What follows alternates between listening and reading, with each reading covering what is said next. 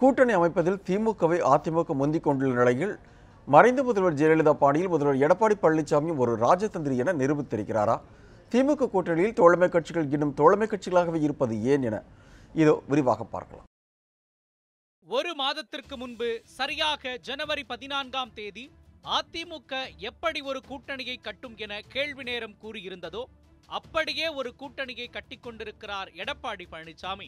திமுக கூட்டணியில் விசிக, கம்யூனிஸ்ட் உள்ளிட்ட கட்சிகள் இன்னும் தோழமை கட்சிகளாகவே இருக்கும் நிலையில் பாஜக, பாமக என இருவரும் கட்சிகளுடன் கூட்டணியை உறுதி செய்ததோடு மட்டுமல்லாமல் அவற்றுக்கு எத்தனை இடங்கள் என்பதையும் அறிவித்திருக்கிறார் முதல்வர்.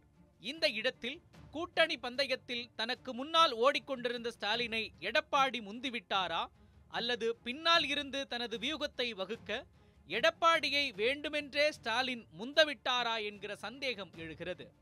கடந்த சட்டமன்ற தேர்தலில் திமுக கூட்டணிக்காக நழுவிக்கொண்டிருந்த தேமுதிக பழம் வேறு மடியில் விழுந்தது போல இம்முறை மாம்பழமும் எடப்பாடியின் கையில் விழுந்திருக்கிறது.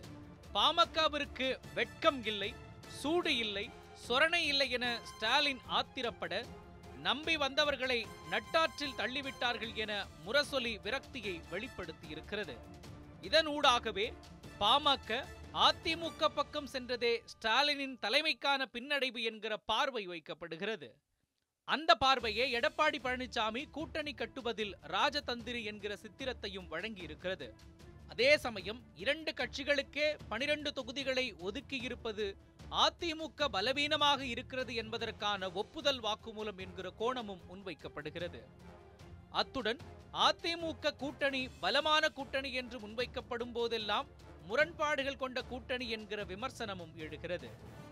திமுக பக்கம் இருக்கும் கட்சிகள் இயற்கையான கூட்டணி என்று பேசப்படும் போதெல்லாம் தோழமை கட்சிகள் கூட்டணிகளாக மாறுவதில் இருக்கும் தாமதமே அந்த கூட்டணியை பலமானதாக உருவாக விடாமல் தடுப்பதாகவும் கூறப்படுகிறது. இந்த எல்லா கருத்துக்களும் கூட்டணி வியூகத்தில் வென்றது எடப்பாடி பழனிசாமியா, மு.க. ஸ்டாலினா என்கிற புள்ளிக்கே வந்து நிறுத்துகிறது.